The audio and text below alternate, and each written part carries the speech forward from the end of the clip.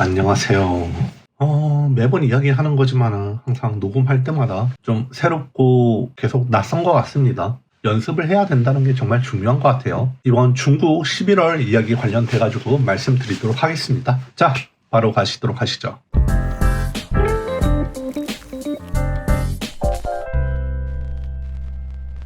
안녕하세요 여러분, 란차입니다. 여러분들이 좋아하실지는 잘 모르겠지만 이번에 상하이의 천재 근황에 대해 말씀을 드리려고 합니다. 여러분들도 아시다시피 중국 내부에서 내수의 힘을 쏟겠다는 말을 많이 했었습니다. 결국 내수에 대한 소비 시장을 다시 원래 궤도로 돌리겠다는 것인데, 명품 브랜드의 실적 하락 소식, 근래에 중국에서 잦은 사건 사고들이 있었음에도 불구하고 여전히 노력하려는 그 모습들이 저한테는 종종 보이고 있어요. 잠시만요.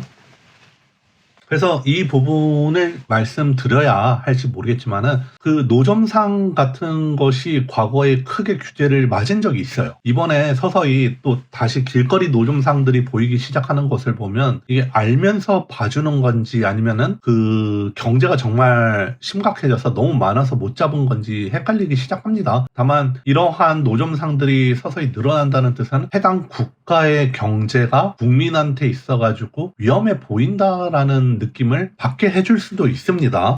또 늦은 저녁 귀가하는 중에 노점상에서 파는 걸 먹으면 또 그것만큼 맛있는 게 없거든요. 저는 찬성도 반대도 아니라는 점 꼭 알아주시길 바랍니다. 물론 정직하게 점포를 운영하시는 분들은 이게 탐탁지 않을 수도 있습니다만, 저는 지나가면서 보는 중국의 모습을 저는 이제 외국인이다 보니까 이러한 부분을 지나가면서 그냥 훑어볼 수 있다. 나한테는 중국이 이러한 모습이 보인다라는 것만 시사하는 겁니다. 너무 멀리 가지 말아주세요. 자, 본론으로 들어가서 이번 달쯤에 미슐린 가이드 2025가 발표가 나기 시작하면서 점점 내수 소비 쪽으로 아예 가닥을 잡기 시작한 것 같습니다. 나종디엠핑이라는 맛집 리뷰 앱에서도 할인하는 가게들을 많이 볼 수가 있어요. 또 역세권 근처에서는 다수의 마켓플레이스라고 해야 될까요? 플리마켓 같은 활동도 하고 있습니다. 저도 방문하고 싶었는데 시간이 좀 너무 없는 관계로 방문할 수 없었다는 점이랑, 제가 사는 게 너무 갑박하게 살아서 제 시간이나 주변인을 위해 챙길 수 있는 시간이 너무 없어서 미안할 따름입니다. 아무튼 이렇게 도시 내에서 다양한 이벤트를 하며 소비 촉진을 도모하는 모습이 차근차근 포착이 되고 있습니다. 결국에는 여러분들 입장에서, 한국인 입장에서는 그래, 그러면 요점이 무엇이냐라고 본다면은 중국 정부가 중국 시장에 2,000조를 박았잖아요. 그러니까 거기에 이제 투여를 한 만큼 내수 시장으로 내수에 대한 시장을 안정화랑 그 다음에 촉진을 시키기 위한 원동력을 계속 가동시키려고 노력 중이라는 점이랑, 그 다음에 해외에 관련된 부분은 일단은 해외 외교 부분도 마찬가지고 현재 미국도 마찬가지겠죠. 트럼프가 이제 대통령이 되면서 그 부분에 관련되어서는 조금 발표를 안 하는 거라고 표현할 수 있습니다. 왜냐면 저희는 모르겠지만은, 일반인 저희들은 모르겠지만은 내부적으로 그 중국 정부에서는 이제 바삐 이제 돌아가는 상황일 수도 있어요. 다만 이게 공개적으로라든가 아니면은 제가 볼 수 있는 어떤 시각적인 측면에서는 아직 그렇다 할 변화는 보이지 않는다. 정말 중요한 거는 현재 내수 시장을 지키고 뭔가 좀 발전시켜야 된다. 그에 맞춰가지고 내수 시장을 좀 더 돌리기 위해서 어떻게 하는 걸까요? 중국 정부가 바로 한국이라든가 아니면은 일본에도 비자 면제를 주려고 하는 것이죠. 아마 줬을 겁니다. 지금은 제가 지금 최근 이번에 뉴스를 보게 받았는데 11월 22일 중국 무비자를 30일로 입국 기간을 늘리는 걸로 되었고요. 일본도 이제 비자 면제 대상에 다시 포함하기로 했다고 합니다. 아시다시피 일본이 중국과의 그 비즈니스 부분이 엄청 많습니다. 반도체 산업 분야뿐만 아니라 심지어 일본 다운타운을 가다 보면은 정말 말도 안 되게 많은 일본인들이 있기도 하고, 그 다음에 중국 사람들이 일본의 그 주류 관련되어서도, 또 일본의 어떠한 음식에 관련돼서도, 특히 그 간장 부분, 식품 쪽 부분도 마찬가지겠죠. 그리고 심지어 유니클로 부분도 마찬가지로 되게 의외로 많이 사용을 합니다.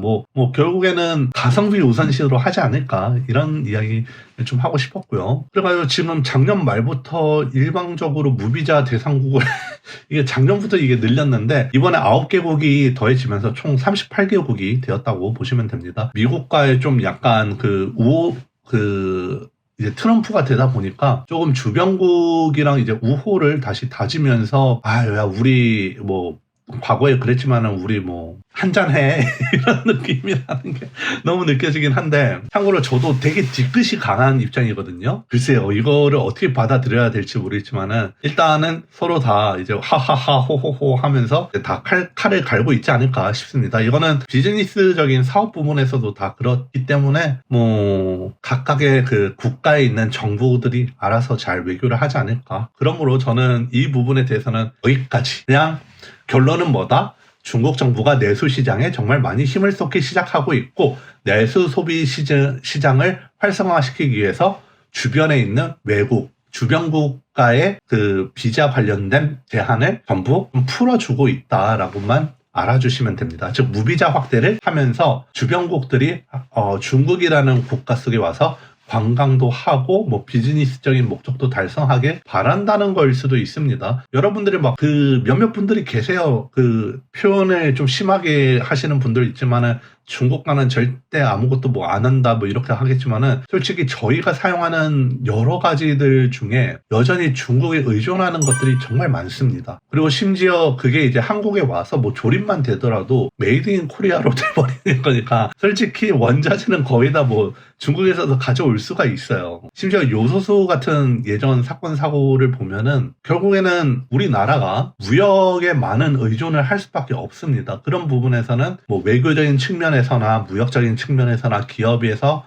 뭐 여러 가지 거래라든가 이런 걸 잘해야지, 또 기술 부분이 훨씬 더 뛰어나야지 더 강한 뭐 선진국으로 갈 수 있지 않을까 싶습니다. 다만 비슷한 국가들을 따진다면은 뭐 독일이 있고 일본도 있긴 하지만은 그래도 그게 꼭 뭐 비슷하다라고 표현할 수 없겠죠. 한국은 한국만의 어떠한 그런 스타일이 있기 때문에요. 정치 외교 부분은 도저히 이야기하고 싶지 않았는데 이게 자꾸 이런 쪽으로 가네요. 빠르게 다음으로 가겠습니다. 다음 소식으로는 그 상하이 디즈니 소식입니다. 2024년 12월 23일부터 23일입니다. 크리스마스를 그 전전날, 크리스마스 이브 전날이에요. 그때부터 입장권 실명제가 시행이 된다는 거예요. 이게 좀 무슨 소리냐면은 그 목적은 암표 문제를 해결하기 위한 조치라고 합니다. 방학 시즌이나 연휴 그리고 주말에 상하이 디즈니를 가면 정말 사람들이 너무너무 많습니다. 그냥 인산인해를 이뤄요. 그렇기 때문에 주중에 가시는 것을 가급적 추천을 드리고요. 과거에는 이게 신분증 하나로 뭐 최대 5개의 티켓까지 구매를 할 수 있었지만, 지금은 이제는 12월 23일이겠죠. 12월 23일부터는 1인당 오직 티켓 하나만 구매를 할 수 있다는 거, 이 점에 대해서 꼭 주의하시기 바랍니다. 한국인 같은 경우에는 여권이면 충분하지 않을까 싶은데, 아무튼 신분증 원본을 꼭 제시해 주길 바라고요. 여학생분들은 어쩌면 학생증으로도 가능하지 않을까 싶습니다. 저 같은 경우에는 뭐 상하이 디즈니는 가보지 않았지만 베이징 유니버셜 스튜디오는 간 적이 있습니다. 사람들이 정말 너무 많아요. 그게 또 얼마나 많냐라고 하면은 그냥 진짜 많네요. 미국에 있는 올란도 유니버셜 스튜디오랑 미국 유니버셜 스튜디오랑 중국 유니버셜 스튜디오를 둘 다 가봤는데 서비스라든가 놀이기구는 다 비슷합니다. 다만 얼마나 많이 탈 수 있느냐, 얼마나 조금 더 여유롭게 밥을 먹고 굳이 줄을 안 기다려도 되느냐, 라인이라고 해야 될까요? 그 웨이팅 라인, 그 대기줄이라는 게 있는데, 대기줄을 유니버셜 스튜디오는 이렇게 걸어가면서 다양한 어떠한 장식품이라든가 모습을, 인테리어를 되게 볼 수가 있어요. 그런 부분에서 이제 계속 기다리지 않고 그냥 봤다가 지나가라고 하는 거니까 결국 결과론적으로는 미국이 좋은 것 같은데, 각각의 국가에 있는 각 유니버셜마다의 그 특징이 되게 많습니다. 그래서 저는 또 베이징에 있는 중국 유니버셜 스튜디오를 또 좋아하는 걸 수도 있어요. 특히 쿵푸 팬더라는 걸 되게 좋아하거든요. 그래서 그 중국 유니버셜 스튜디오에, 베이징 유니버셜 스튜디오에는 쿵푸 팬더 어트랙션 장소가 유일하게 있는 곳이에요. 그러다 보니까 이게 아직도 기억에 남습니다. 너무 예쁘고 너무 약간 몽환적이라고 할까요? 무엇보다 영화에서 나왔던 그 시크릿 인그리디언트, 그 약간 오리 그 아빠가 요리해주는 그 국수가 있거든요. 그거 맞나요? 아무튼 그게 정말 맛있었습니다. 비싸긴 비싼데 너무 맛있어가지고 아직도 기억에 남아요. 정말 잘 만든 것 같습니다. 근데 이게 뭐 베이징을 가지 말고 여러분들도 이제 분명히 말씀하겠죠. 미국으로 가라 아니면 뭐 이제 일본 쪽으로 가라라고 할 수 있겠지만은 다시 한 번 더 말씀드리지만 각각의 나라마다 배치된 유니버셜 스튜디오나 디즈니랜드는 각자의 특성들이 있기 때문에 그에 맞춰서 여러분들이 원하시는 선호도에 가면 좋지 않을까. 중국 유학생분들은 오히려 중국어가 더 익숙하고 훨씬 더 이제 편안하게 들릴 수가 있다고 하면은 그럼 뭐 중국에 있는 뭐 유니버셜 스튜디오라든가 아니면은 뭐 디즈니 상하이 디즈니랜드에 가시면 되겠죠. 이벤트는 거의 다 비슷하고요. 저는 둘 다 즐거웠습니다. 어디 미국 쪽에 뭐 유니버셜 스튜디오나 아니면은 베이징 쪽에 있는 유니버셜 스튜디오나 둘 다 너무 인상이 깊었어요. 물론 이게 약간씩은 다를 수 있지만 뭐 네. 자 여기까지. 그러니 어디를 가든 그것이 여러분들이 즐기고 스트레스를 푸는 곳이라면은 너무 아쉬워하지 마시고 모든 스트레스를 발산하는 게 중요하니까 그 순간을 즐기는 게 더 중요하지 않나 싶습니다. 자 이상입니다. 끝.